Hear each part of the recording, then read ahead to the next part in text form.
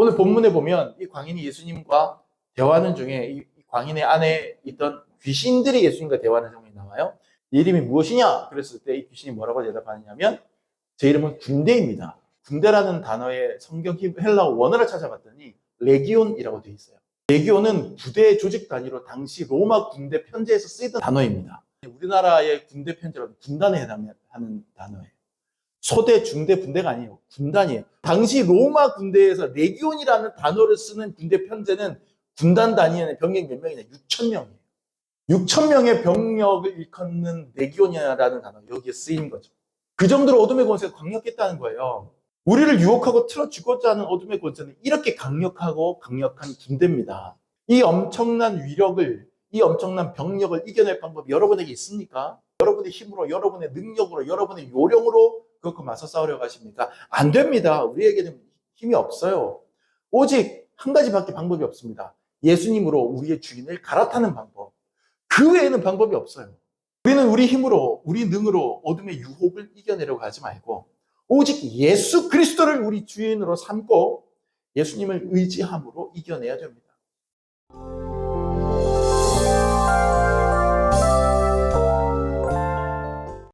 가끔요 유튜브 알고리즘으로 동물 구조하는 거 떠서 보다 보면 별의별 상황이 다 있는 것 같아요. 전 주인에게 학대받고 버려진 아이들.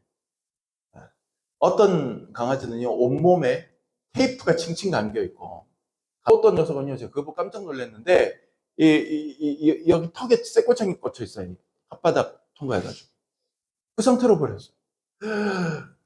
아니 어떻게 이렇게 해서 버리냐.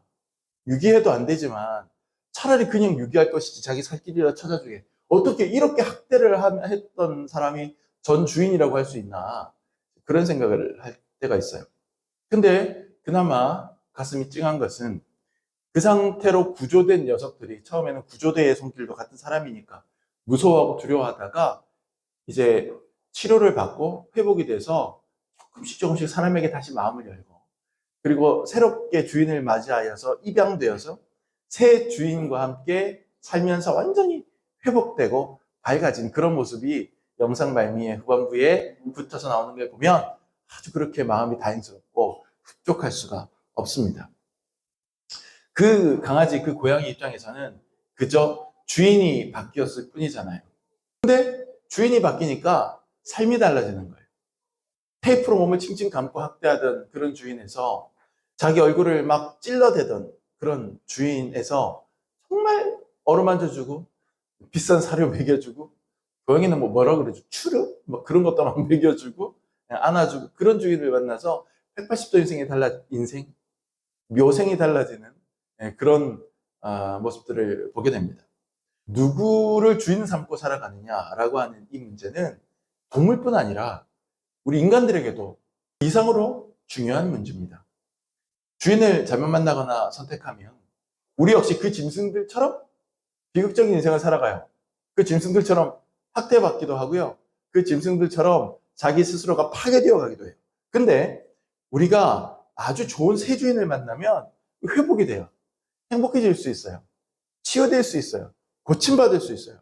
오늘 우리가 이 본문에 나오는 한 그 거라사의 사람이 바로 그랬습니다. 예수님께서 배를 타고 갈릴리 바다를 건너서 이 거라사인의 땅이라고 하는 곳으로 예수님께서 배에서 내려서 가봤더니 거기에 아주 그 동네에서 유명한 한 사람이 있었는데, 이 사람이 어떤 사람이냐면 오늘날로 말하면 아주 심각한 정신질환을 앓고 있는 사람이었어요. 심각해요, 증상이. 자기 자신을 너무 해하고 자해하는 거예요. 막 자기를 찢고 막 그러는 거죠. 고대인들의 시선을 보면 이런 사람들을 뭐라고 말합니까? 귀신 들렸다라고 얘기할 거예요. 근데 이제 우리가 정신병적인 증상이 나타나는 것도 사실이지만 악한 영에 사로잡힌 것도 사실인 것 같아요. 왜냐하면 오늘 본문을 잘 살펴보면 단순한 정신병이라고 볼 수 없는 어떤 초자연적인 증상들이 나타나고 있거든요. 예를 들어서 이 사람 예수님을 만났을 때 예수님께서 딱 보시고 귀신인 걸 아시고 나가라 하시니까 이 사람이 어떻게 합니까? 예수님 앞에 꿇어 엎드려서 하나님의 아들이시고 높으신 당신께서 왜 저를 괴롭게 하시려고 이렇게 하십니까? 하면서 예수님의 정체를 알아보는 듯한 말을 막 해요. 영적으로 꿰뚫어 보는 듯한 그런 말을 막 합니다. 그리고는 거기서 멈추지 않고요. 예수님 막 귀신 쫓아내려고 하니까, 우리 이 사람한테서 나갈 테니까 대신 우리가 갈 새 집을 좀 마련하게 해달라, 이런 협상을 시도합니다. 그 새 집이 어디냐 쭉 둘러보니까 저 위에 돼지가 여러 마리 있었는데, 그게 성경 다른 데 보면은 한 2,000마리 정도 되는 큰 돼지떼였어요. 그러니까 저 돼지떼 한 대로 들어가게 해달라, 우리가 저기 새로 집을 삼겠다. 그렇게 예수님께 협상을 시도하는 장면이 나옵니다. 그리고 또 이 본문에 보면 사람들이 이 사람을 붙잡아다가 막 쇠사슬로 묶어놔요. 이제 정신병 같은 데 막 결박하잖아요. 묶어놓는데 그냥 끈이 아니라 쇠사슬, 쇠고랑으로 묶어놨는데 이 사람이 그걸 끊고 달아났다, 이렇게 되어 있어요. 그러니까 이것도 초자연적인 힘을 발휘하는 거죠. 이런 걸로 미루어 봐서 이 사람은 정신 이상자이기도 하지만 동시에 그것을 틈타서 악한 영에게 자기의 존재 자리를 내어준 사람으로 볼 수도 있는 것이죠. 그랬던 그 사람을 예수님께서 치유해 주십니다. 귀신을 쫓아내 주셔요. 예수님이 그 귀신이 그 사람에게서 나와서 돼지떼에게로 들어가라 하고 허락하셨을 때 이 사람은 이제 그 귀신의 지배에서 노임받고 괜찮아진 것이죠.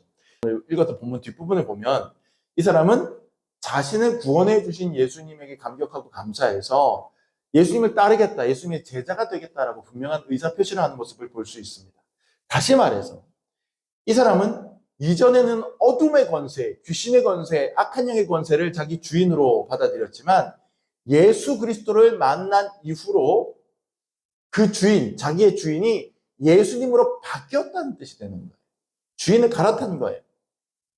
비로소 진짜 나의 삶, 나의 인생, 나의 내면, 나의 영혼을 믿고 맡길 수 있는 참 주인을 찾은 셈입니다. 그 사람 입장에서. 자, 그러면 여기서 우리 비교가 들어가야죠. 어둠의 주인을 모시고 있던 시절과 예수님이라는 참 주인을 모시기 시작한 그 이후 이 사람이 어떻게 달라졌을까? 그 비포와 애프터를 한번 비교해 보자는 거예요. 그러기 위해서는 이전 상태가 어땠는지 먼저 살펴볼 필요가 있습니다. 27절 말씀을 한번 다 같이 한 목소리로 읽어볼게요. 예수께서 육지에 내리심에 그 도시 사람으로서 귀신 들린 자 하나가 예수를 만나니 그 사람은 오래 옷을 입지 아니하며 집에 거하지도 아니하고 무덤 사이에 거하는 자라. 자, 이 사람의 상태가 뒤에 여러 가지 현상들이 기록되고 있지만 기본적으로 27절은 이렇게 요약하고 있어요. 첫째 뭐예요? 오랫동안 옷을 입지 않았다. 빨가벗은 거예요. 둘째로 뭐라고 돼 있어요? 집에 거하지 아니해요. 그러니까 보통 사람들은 밖에서 활동하다가도 밤이 되면 집으로 돌아와서 몸을 누이고 다시 나가서 활동하고 이러는데 이 사람은 집에 살지 않아요. 집이 있었을 거예요. 집이 있었어요. 근데 집에 거하지 않아요. 그러면 어디서 거하느냐? 세 번째 뭐예요? 무덤 사이에 거했다. 무덤 사이에. 이스라엘 땅은 우리랑 무덤이 달라요. 우리나라의 문화의 무덤을 생각하시면 안 돼요. 봉분 있는 그런 무덤을 생각하시면 저는 어릴 때 그렇게 받아들였어요. 이 말씀을. 그래서 이 봉분들이 공동묘지 같은 데 가서 봉분들이 이렇게 있으면 그 사이에 있었다, 이런 뜻으로 받아들였는데 유대 땅, 팔레스타인 지역, 이스라엘 땅은 무덤이 그렇게 생기지 않았죠. 예수님이 무덤 생각해 보세요. 여러분 부활절 같은 때 많이 접하는. 그냥 바위가 있고 그냥 광야예요. 바위 덩어리들이 있는 바위 산에 석회질로 돼 있는 바위들이기 때문에 잘 파지거든요. 파내고 그 안에 시신 집어넣고 그냥 뭐 돌 같은 거 굴려가지고 그냥 앞에 딱 막아놓고 이런 게 무덤이에요. 그런 것들을 해놓은 지역이 있었을 거 아니에요. 그럼 그냥 바위지대예요. 광야지대인데 여기가 그냥 바위처럼 보이고 벽처럼 보이지만 그 안에는 시신이 있는 뭐 이런 형태인 거예요. 그 광야, 그 바위 틈 가운데 이 사람이 살았다는 거예요. 그런 상황입니다. 이 세 가지 특징들을 보고 이 세 가지 특징이 각각 어떻게 예수님을 만난 뒤에 변화되는지를 한번 살펴보죠. 자, 35절 말씀 첫 번째로. 사람들이 그 이루어진 일을 보러 나와서 예수께 이르러 귀신 나간 사람이 옷을 입고 정신이 온전하여 예수의 발치에 앉아 있는 것을 보고 두려워하거늘. 자, 여기 예수님으로부터 치료받은 이 사람을 이제 그 동네 사람들이 발견하고 깜짝 놀라는 장면이 나옵니다. 어떻게 변해 있어, 이 사람이? 제일 먼저 눈에 띄는 특징이 옷을 입고라고 되어 있어요. 보이십니까? 옷을 입고. 그 다음에 정신이 온전해져서 예수님의 발치에 공손하게 앉아요. 공손하게. 으르렁대고 막 이러는 게 아니라 예수님의 발 앞에 공손하게 앉아 있는데 옷을 다 챙겨 입고 있다. 자, 옷을 입지 않는다는 것은 수치를 모른다는 뜻이에요. 부끄러움을 모른다는 뜻이에요. 죄에 빠진 사람들, 예수님을 주인으로 모시지 않고 어둠의 권세에 사로잡힌 사람들은 수치를 몰라요. 부끄러움을 몰라요. 옷을 벗고 돌아다닌다는 것은 내가 이렇게 부끄러운 상황인데 그 부끄러운 걸 모른다는 뜻이에요. 하지만 예수님을 주인으로 모신 사람들은 내가 얼마나 그 이전에 부끄러웠던 모습을 보였는지를 깨닫게 되는 거죠. 아, 나는 이렇게 부끄러운 삶, 부끄러운 죄를 짓고 살았구나. 이걸 깨달으니까 옷을 챙겨 입는 거예요. 이 사실이 우리에게 알려주는 진리가 있습니다. 예수님을 주인으로 모시지 않은 사람들, 나아가서 어둠의 권세가 가르치는 대로 살아가는 사람들, 부끄러운 일을 모르는데 그 부끄러운 일이라고 하는 것은 죄를 말하는 거예요. 죄 짓고도, 하나님 앞에 부끄러운 죄를 짓고도 그게 죄인 줄을 모르고 그게 부끄러운 일인지를 몰라요. 여러분, 일진들, 조폭들 한번 여러분 떠올려 보세요. 천인공노할 죄를 저지르잖아요. 요즘 제가 중고등학교 다녀보지 않아서 어떤지 모르겠는데 더 글로리 뭐 이런 거 보면은 학폭 이야기 많이 나오잖아요. 사실은 제가 학교 다녔을 때는 지역적으로도 저는 항구 도시에서 학교를 다녔는지 몰라도 특히 또 남자 학교만 제가 다녀서 그랬는지 몰라도 전 학교에서 그런 아이들 굉장히 많이 봤습니다. 근데 정말 잔인합니다. 아이들 괴롭히는 거, 친구들, 동급생들 괴롭히는 거 보면 정말 길 가다가 조금만 마음 안 돼 발로 팍 차버리고 선생님한테 가서 말 못하거든요. 근데 담을 수 없는 욕설을 막 내뱉으면서 막 괴롭히고요. 그런 모습들을 많이 봤는데 그 일진들, 조폭들이 자기들이 하는 행동이 얼마나 부끄러운 행동인지, 자기들이 지금 하는 언행이 얼마나 정말 수치스러운 건지 몰라요. 오히려 그렇게 하면 사람들이 자기를 겁내니까, 사람들이 자기를 막 무서워하니까 그게 좋아서 허세 비슷하게 해서 더 그냥 심하게 하는 그런 거거든요. 부끄러운 일인데 부끄러운 게 아닌 줄 알아요. 오히려 그렇게 함으로써 자기들의 위치가 높아가는 줄로 착각합니다. 어쩌면 우리가 죄를 짓고도 부끄러움을 모른다고 한다면 지었던 죄 자체보다도 자기가 죄를 지었다는 사실을 부끄러워하지 않는 그 마음 자체가 더 큰 죄인지도 몰라요. 우리 흔히 염치가 있어야 된다는 말을 하잖아요. 염치가 한자일까요? 우리말일까요? 염치는 한자입니다. 염치의 염자는 살필 염자예요. 염탐한다. 그런 말 할 때 쓰는 염. 그 다음에 치자는 여러분 생각해보세요. 무슨 치자일까요? 부끄러울지, 그렇지. 부끄러워할지, 부끄러울지. 수치할 때 그 치예요. 이건 무슨 뜻이에요? 그러면 부끄러움을 살펴본다 이 뜻이에요. 염치라고 하는 것은 스스로 부끄러운 것을 아는 마음이에요. 염치 없다, 염치도 모른다, 염치 불구한다 이런 얘기들을 표현은 뭐냐면 부끄러운 짓을 행하였고 부끄러운 상황에 처해 있는데도 그 부끄러움을 전혀 모르는 인면수심의 상태, 그런 상태를 우리가 염치 없다 이렇게 표현하는 거예요. 여러분, 예수님 대신에 세상의 악한 가치관을 주인 삼고 있던 사람은 부끄러운 죄를 짓고도 부끄러워할 줄 모르고 염치 없는 사람이 됩니다. 하지만 그런 사람이 예수님을 진정한 주인으로 모시게 되면 이전에 모르고 행했던 일들이 얼마나 부끄러운 일인지를 깨닫게 됩니다. 이것이 변화의 시작이에요. 그래서 기독교 교리에서 가장 중요하게 생각하는 구원론, 우리는 어떻게 구원받을 수 있는가? 라고 하는 구원론이라는 교리를 신학적으로 들여다보면, 조직신학, 교회학 교과서를 펼치면 그 구원의 단계에서 제일 먼저 따라오는 것이 회개입니다. 회개가 먼저 오고 그 다음에 죄의 용서, 칭의는 의롭다고 칭함받는 거죠. 그 다음에 성화, 그 다음에 감교 같은 경우 뒤에 영화, 완전 영화 이 단계로 나아가는 그런 구원의 단계들이 그려지는데 그 첫 스타트가 뭐예요? 내가 죄인임을 부끄러워하는 것, 회개. 거기부터 무조건 출발하게 돼 있어요. 기독교 신학은. 그 뒤에는 조금 이제 교단별로 신학적으로 좀 교리가 좀 갈라질 수 있습니다만 미세하게 스타트는 똑같아요. 회개예요, 회개. 내 부끄러움을 아는 데서부터 출발하는 게 기독교 교리입니다. 옷을 벗고 괴성을 지르면서 마음껏 일탈하던 거라사의 땅 광인이 예수님을 만난 다음에 자신의 부끄러움을 알고 옷을 갖춰 입고 통손하게 예수님의 발 앞에 앉듯이 우리도 그래야 됩니다. 아이, 이 정도가 뭐 대수야. 아, 이게 뭐라고 자꾸 나더러 자꾸 이렇게 하지 말라 그러는 거야? 이게 뭐가 문제야? 라고 생각하고 말하면서 부끄러움 없이 무덤덤하게 그렇게 말하고 행동하던 그런 시간들이 갑자기 부끄러워지는 것을 깨닫게 되는 거예요. 아, 이거 진짜 죄였구나. 진짜 이렇게 하면 안 되는 거였구나. 성령의 감동으로 그것을 깨닫고 눈물 짓게 되는 것. 그것이 회개고, 그것이 염치를 아는 것이고, 그것이 부끄러움을 알고 하나님 앞에 내 옷을 갖춰 입는 것이.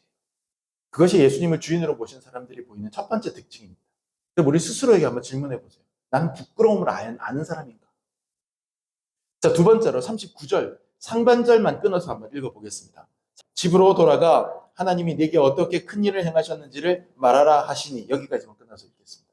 이 부분은 뭐냐 하면요, 고침받은 이 광인이 예수님께 나와서 무릎 꿇고, 예수님, 제가 이제 정신이 돌아왔으니 예수님 따라가겠습니다. 쉽게 말하면 저도 당신을 따라다니는 이 12 제자들처럼 저도 당신이 어디로 가든지 따라 붙겠습니다. 저를 당신의 제자 삼아 주십시오 했던 거예요. 그런데 예수님께서 베드로에게 했던 것처럼, 요한에게 했던 것처럼, 마태에게 했던 것처럼 그렇게 하려다 하시는 게 아니라 뜻밖에도 이 사람한테는 뭐라고 얘기하냐면 돌아가라는 거예요. 집으로 돌아가라 이렇게 말씀하십니다. 근데 앞서 27절 말씀 아까 읽을 때 이 사람이 가지고 있었던 특징 중에 하나가 뭐였어요? 처음에 옷을 하나도 입지 않고, 두 번째로 아까 무슨 구절을 읽었었죠? 집에 거하지도 아니하며, 이런 얘기 있었어요. 자, 근데 이 사람이 여기서 변화가 나타나는 거죠. 예수님을 믿고 예수님을 주인으로 새로 영접한 다음에 회복이 되니까 예수님께서 그 회복의 단계, 애프터의 단계로 이 사람이 무엇을 명하는 거예요? 집으로 돌아가.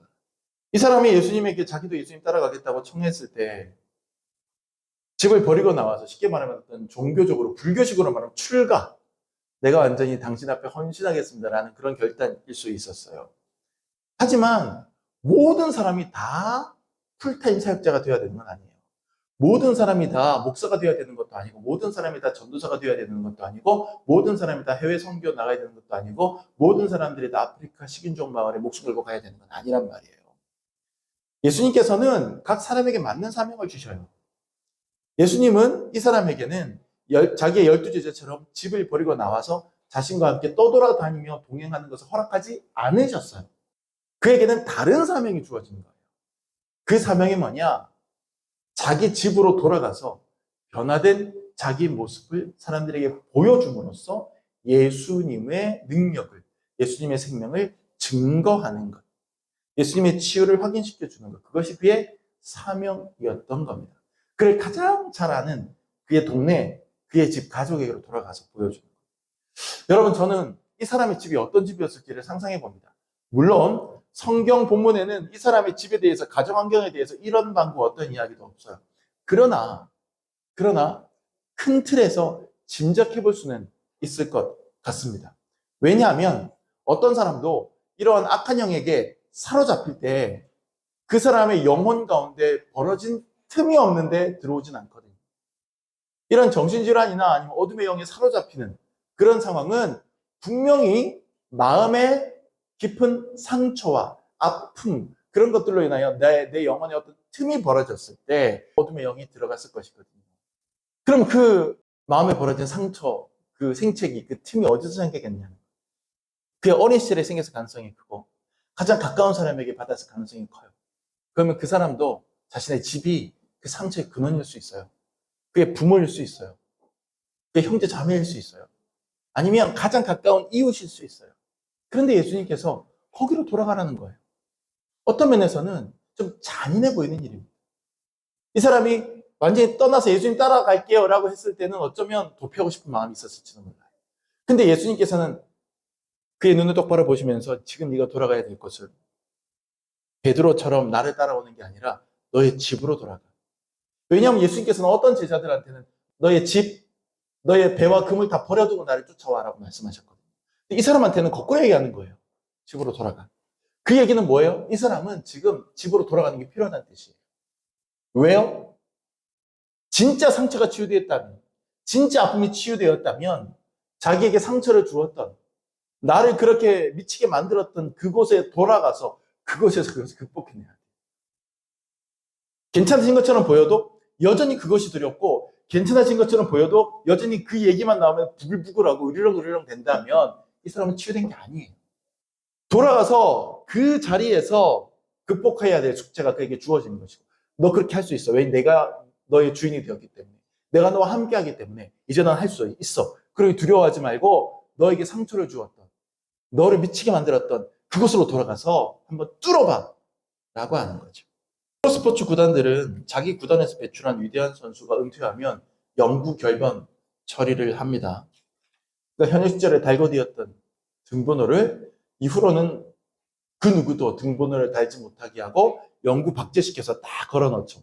그만큼 누구도 범접하지 못하는 위대한 우리 구단의 선수다라는 뜻이에요. 이걸 영구 결번이라고 해요. 근데 대부분의 구단들은요, 자기 구단 출신의 선수들에 대해서만 그런 조치를 합니다. A 구단에 정말 위대한 선수가 은퇴를 했는데 등번호가 10번이라 이 구단이 10번 번호를 영구 결번 조치를 했다고 쳐보세요. 그러면 옆에 있는 B 구단, C 구단, D 구단은 10번 써도 돼요. A 구단만 10번 영구 결번인 거예요. 그런데 100년이 훌쩍 넘는 역사를 자랑하는 미국 메이저리그 야구에 유일하게 예외인 경우가 다한 케이스가 있어요. 그것은 메이저리그 전 구단 영구 결번 하나 있어요. 42번. 메이저리그 전 구단은 어느 구단도 이 42번 번호를 달 수가 없습니다. 이 선수의 이름은, 이 42번을 달았던 위대한 선수의 이름은 제키 로빈슨. 20세기 초중반에 선수 생활을 했던 사람이었어요. 미국 메이저리그의 최초의 흑인 선수였어요. 처음에 메이저리그는 야구는 백인들의 전유물이었거든요. 백인들만 뛰는 야구였어요. 아무리 흑인들이 운동신경이 뛰어나도 끼워주질 않았어요. 흑인들, 야, 니네 그렇게 하고 싶으면 니네끼리 해. 해서 흑인들만 뛰는 전용 리그를 따로 만들었어요. 흑인들을 비하하는 그런 용어인데, 니그로 리그라고 했어요. 니그로 리그. 그래서 백인 선수들하고는 화장실도 절대 같이 안 쓰고, 모든 공간도 다 같이 안 썼어요. 완전 인종차별의 대상이었던 판이 야구판이었어요. 제키 로빈스는 인종차별의 상처를 깊이 안고 있던 사람이었어요. 2차 세계대전 당시에 군대에 징집돼서 갔는데 이 사람은 다행인지 불행인지 전투에 참여하지 못하고 돌아왔어요. 이유가 뭐냐면 흑인들끼리만 따로 부대를 조직하는 인종차별을 부대 안에서도 했었던 거예요. 그러니까 제키 로빈슨이 거기에 대해서 저항을 했어요. 그랬더니 이놈 봐라 하고는 바로 불명예 제대를 시켜버렸어요. 다행인지 불행인지 그 덕분에 살았는지. 어릴 때부터 계속해서 흑인 차별을 받아왔던 제키 로빈슨에게 백인들 한가운데로 들어간다는 건 정말 상처 한가운데로 들어가는 일이었어요. 근데 이 제키 로빈슨은 기회가 왔을 때 두려워하지 않고 그 백인들만 있는 메이저리그의 최초의 흑인 선수로 들어갑니다. 이건 진짜 그 당시에 미국 사회를 뒤흔들었던 사건이었어요. 흑인이 야구를 한다? 자기들 리그가 아니라 백인들의 메이저리그에 들어왔다? 안타를 치고 1루로 나가죠. 1루수가 발길질을 하는데 심판이 못 본 척을 합니다. 발로 뻥뻥 차는 거예요. 수비를 하는데 타자가 타구를 때리고 뛰어오면서 제키 로빈슨을 보고는 베이스가 아니라 제키 로빈슨을 향해서 슬라이딩을 합니다. 심판들은 언제나 편파적인 판정으로 괴롭힙니다. 누가 봐도 세이브인데 그냥 아웃 선언해버리고 항의하면 퇴장시켜버리고 편파적인 판정을 합니다. 하지만 제키 로빈슨은 자신에게 상처를 준 인종차별의 현장을 피하지 않고 오히려 그 한복판으로 더 걸어 들어가서 자신이 얼마나 건전한 사람인가, 얼마나 훌륭한 야구 선수인지를 증명해냅니다. 그래서 그는 신인상, 도루왕, 타격왕, 월드시리즈 우승까지 해냅니다. 결국 그가 은퇴할 때 그의 소속팀인 LA 다저스는 그를 인정하면서 그의 등번호를 영구 결번으로 지정을 하죠. 그리고 50년이 지난 후에 미국 메이저리그 사무국은 제키 로빈슨의 번호 42번을 메이저리그 모든 구단들이 영구 결번 처리할 것으로 결의합니다. 그리고 매달 4월 15일을 제키 로빈슨 데이로 지정을 한 다음에 이날만큼은 메이저리그 모든 구단들은 구단마다 한 명씩 흑인 선수들에게 42번을 달고 경기에 출전시켜야 되는 걸로 해놨어요. 자, 자신에게 상처를 준 인종차별의 현장으로 이 사람 얼마나 들어가기 싫었을까요? 하지만 그는 당당히 그 현실 속으로 걸어 들어가서 자신을 증명해내고 그래서 이겨내는 거예요. 집으로 돌아가라. 는 예수님의 말씀은 단지 부모님 품으로 돌아가는 뜻이 아니었을지도 몰라요. 널 이렇게 병들게 하고, 너를 이렇게 미치게 하고, 너를 이렇게 아프게 했던 그 현실을 피하지 말고 돌아가서 다시 싸워서 이겨라. 이길 수 있다, 이제는. 예전에는 너는 못 이겼을지라도. 왜? 주인이 바뀌었기 때문에. 내가 너의 주인이기 때문에. 그러니 담대히 돌아가라. 라고 하는 메시지였을 겁니다. 여러분, 예수님이라는 분을 나의 주인으로 새로 받아들인 사람은 용감해집니다. 예전에는 무서워서 피했던 현실 속으로 우리는 당당히 다시 걸어 들어가 맞설 수 있습니다. 야야야야, 똥이 무서워서 피하냐? 더러워서 피하지. 이렇게 얘기하는 사람 중에 절반은 진짜 무서워서 피하는 사람들이에요. 말은 그렇게 하는 거죠. 허세죠. 그러나 예수님을 모신 사람들은 피하지 않고 다시 돌아갈 수 있습니다. 여러분, 혹시 여러분의 기억 속에 끔찍했던 시절이 있습니까?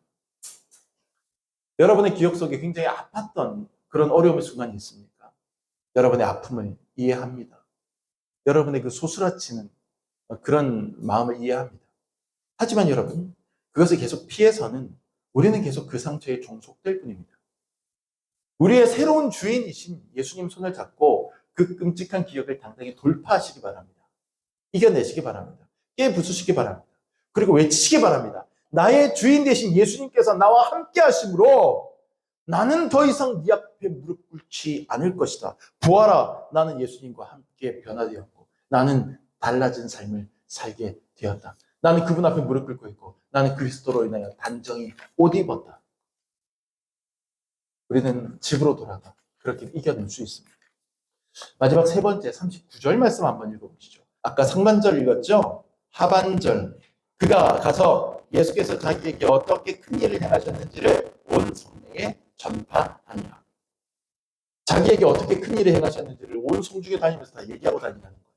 우리는 앞서 27절에서 그가 미친 사람이 된 시절 어디에 거했는지, 집에는 거하지 않았다고 그랬고 어디서 살았는지 확인했습니다. 어디에 거했다 그랬어요? 무덤 사이에. 무덤 사이에 거했다 그랬어요. 무덤은 죽음의 공간입니다. 그렇죠? 무덤은 생명력이라고 찾아볼 수 없는 공간이에요. 생명 없음의 공간이에요.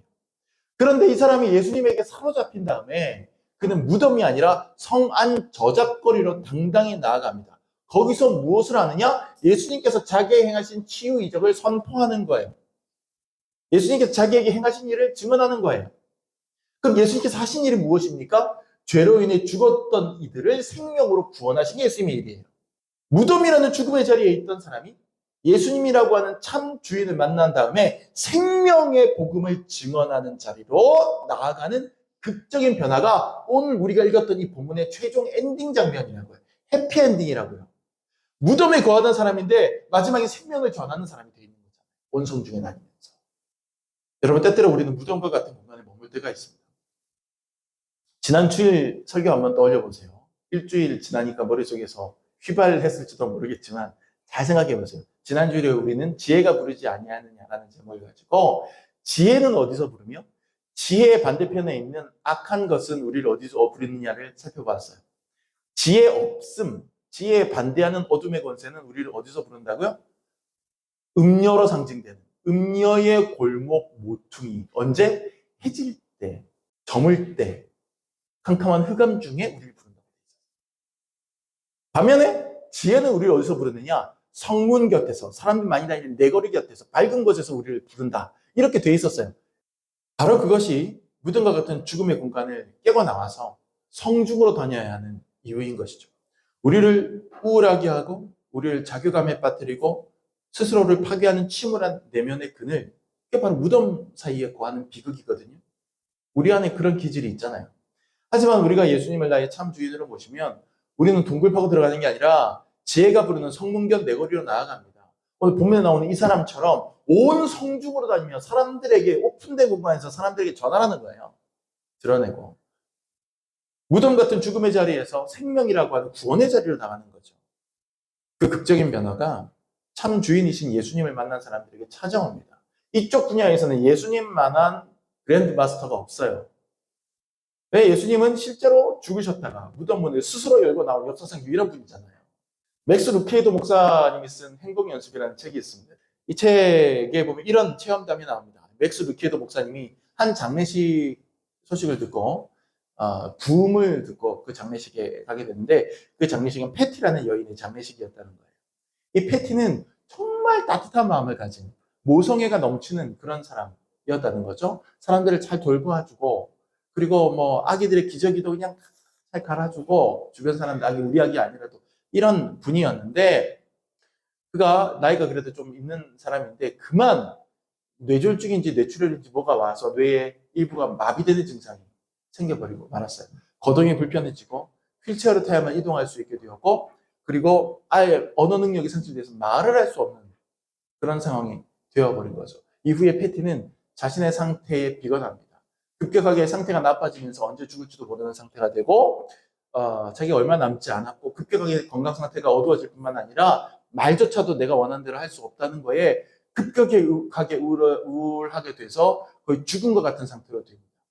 밥맛이 하나도 없어서 밥 한 술 뜨지 못하고 잠이 한숨도 오지 않아서 잠 한숨 자지 못하고 시리아에 빠지고 좌절에 빠지고 거의 폐인처럼 그렇게 되어 가는 겁니다. 패티의 딸이 너무 고민을 한 거예요. 우리 엄마를 위해서 무엇을 해줄 수 있을까? 그러다가 이 딸이 평소에 과거에 자기 엄마가 어떻게 했는지를 떠올리고는 아이디어 하나를 떠올립니다. 그냥 통할지 안 통할지 모르겠는데 한번 해보자. 그래서 엄마를 억지로 휠체어에 앉히고는 이 사람이 재활센터로 들어가 있는 상황이었거든요. 재활센터 이 방 저 방을 그냥 휠체어 밀고 돌아다니는 거예요. 그리고는 도움이 필요한 사람, 패티처럼 좌절해 있는 사람, 패티보다 더 상황이 안 좋은 사람들 앞에 어머니를 데려다 놓으면 어머니가 말은 못해도 손은 움직일 수 있거든요. 어머니가 그 사람의 등을 토닥토닥 두드려주거나 그 사람의 가슴에 손을 얹고 소리는 나오지 않지만 마음으로 기도해 주는 거죠.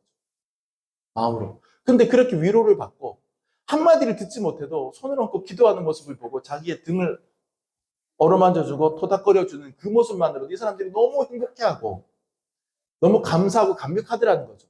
엄마가 그것을 하고 돌아다니는데 그 상황 속에서 엄마가 자기 삶의 보람을 느끼는 거예요. 아, 이게 하나님이 내게 주신 사명이었지. 이게 바로 온 성내로 돌아다니면서 어둠에서 나와서 죽음에서 나와서 온 성내로 돌아다니면서 생명을 선포하는 것이거든요. 바로 그 일을 했는데 그날 밤에 바로 그날 저녁에 저녁 밥을 뜨더니 그날 밤에 푹 잤더라는 거예요. 그리고 그 일을 계속하면서 3개월 동안 살다가 석 달 후에 행복하게 하나님의 부르심을 받았다는 이야기가 이 책에 나오는 겁니다. 말하자면 예수님께서 오늘 본문에 나오는 이 거라사의 광인에게 명한 네가 치유받았으니 성중에 다니며 사람들에게 전파하라라고 하신 그 생명 전파의 뜻을 이 패티는 자기가 할 수 있는 남아있는 최대한의 기능을 사용해서 했던 거예요. 그랬더니 그 사람보다 내가 더 행복해지는 거예요. 내가 더 회복되는 거예요. 내가 더 생명력이 넘치는 거예요. 육체의 몸은 죽어가지만 내 생명은 또 하나님께 가까워지는 것이죠. 예수님께서 우리의 생활 터전, 우리의 이웃들에게 보내셔서 예수님의 사랑과 생명을 전하라고 하실 때 그것은 그 소식을 듣는 사람들을 위한 것이기도 하지만 그보다 훨씬 더 많은 퍼센테이지로 전하는 우리 자신을 위한 처방이십니다. 우리 그걸 알아야 돼요. 생명을 전하기 위해서는 내가 생명으로 충만해져야 하는 것이고 생명을 전하다 보면 내 안에 생명으로 충만해지기 때문이에요. 옛 주인의 지배하에서 우리는 무덤 가운데 거했을지라도 참 주인이신 예수님의 인도하심 안에서 우리는 세상에 사랑과 생명을 전할 수 있습니다. 그리고 그 과정을 통해서 우리 자신이 무덤 문을 열고 밖으로 나와서 생명으로 충만한 삶을 살 수 있습니다. 오늘 말씀을 끝내면서요. 한 가지만 더 덧붙이고 저는 포인트가 짧게 하나 있습니다. 오늘 본문에 보면 이 광인이 예수님과 대화하는 중에 이 광인의 안에 있던 귀신들이 예수님과 대화하는 장면이 나와요. 그때 예수님께서 네 이름이 무엇이냐고 이름을 물으세요. 네 이름이 무엇이냐? 그랬을 때 이 귀신이 뭐라고 대답하느냐면 제 이름은 군대입니다. 이렇게 대답합니다. 그 이유는 그 수가 많기 때문입니다. 그러니까 귀신 한 마리가 이 사람 안에 있는 게 아니라는 거예요. 귀신이 몇 명인지도 모르는 여럿이 지금 들어와 있는 건데 이 군대입니다 라고 말하는 이 군대라는 단어의 성경 헬라어 원어를 찾아봤더니 레기온이라고 되어 있어요. 레기온은 부대 조직 단위로 당시 로마 군대 편제에서 쓰이던 단어입니다. 우리나라에서 군대는 제일 작은 분대, 몇 명밖에 없는 분대, 소대, 중대, 대대, 연대, 여단, 사단, 군단, 군사령부, 육군, 전군 이렇게 나가거든요. 근데 이 레기온이라고 하는 단어는 어디 우리나라의 군대 편제로 군단에 해당하는 단어예요. 소대, 중대, 분대가 아니에요. 군단이에요. 이 레기온 당시 로마 군대에서 레기온이라는 단어를 쓰는 군대 편제는 군단 단위에는 병력 몇 명이냐? 6,000명이에요. 6천 명의 병력을 일컫는 레기온이라는 단어 여기에 쓰인 거죠. 실제로 마귀가 6천 마리가 있었다는 뜻은 아니겠지만 그만큼의 복수예요. 한 마리가 아니라 군대라고 부를 정도의 레기온이라는 말을 붙일 정도의 강력한 병력을 소유하고 있는 지금 군대 집단, 마귀 집단이 지금 이 한 사람 안에 들어와 있는 거죠. 그러니까 돼지 2천 마리 떼로 들어가가지고 몰살시키지. 그 정도로 어둠의 권세가 강력했다는 거예요.